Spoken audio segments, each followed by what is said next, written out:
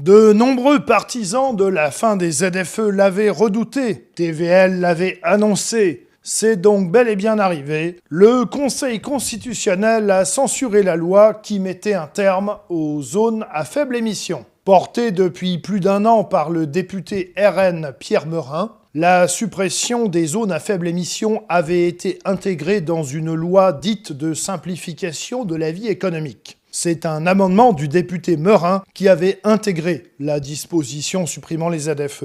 Rassemblant le soutien de députés de divers bords, l'amendement était passé et au terme d'un interminable parcours législatif et de débats animés, la loi avait fini par être votée dans son ensemble, y compris la mesure supprimant les ZFE.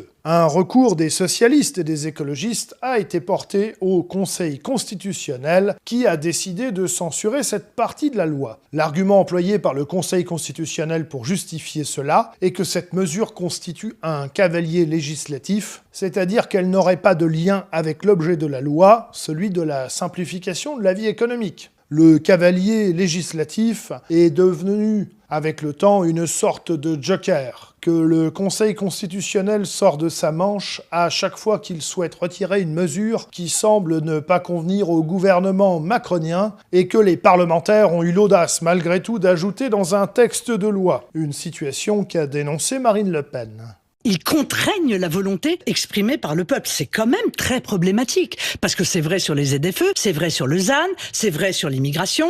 Ça commence à faire beaucoup.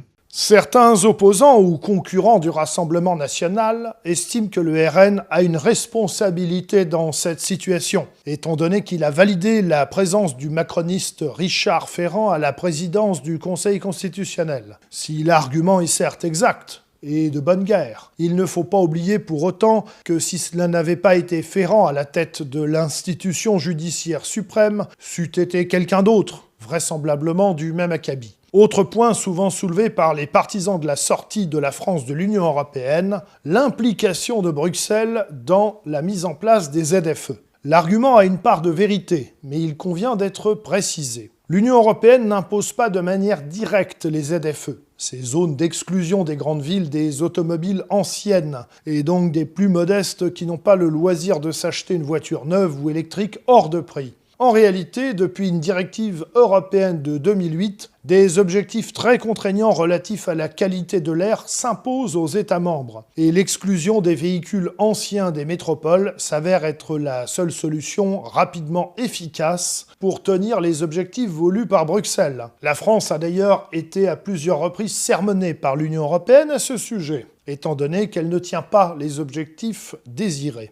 Dans un pays comme la France, où l'absence de transport collectif dans les zones rurales est effarante et l'insécurité dans les transports collectifs des métropoles effrayante, difficile pourtant pour des dizaines de millions de Français de se passer de l'automobile individuelle, fût-elle un peu vieillotte. Mais enfin, se diront certains hommes soja privilégiés des centres-villes, ils n'avaient qu'à pas être pauvres après tout. Mais rassurez-vous, c'est bien loin d'être terminé, puisque les mesures européennes devraient prochainement se durcir considérablement, étant donné que l'Union européenne aspire à s'aligner sur les critères de l'OMS en termes de qualité de l'air, ce qui veut dire des exclusions toujours plus étendues et surtout dans des villes de plus en plus petites. C'est à se demander si l'interdiction de rouler sera effective avant ou bien après que l'on soit en pénurie de carburant du fait du blocage du détroit d'Ormuz. Toujours est-il que les Français peuvent d'ores et déjà se préparer à des impôts directs et indirects de plus en plus brutaux sur leurs voitures, leur habitation, leurs factures d'énergie et leur emballage plastique.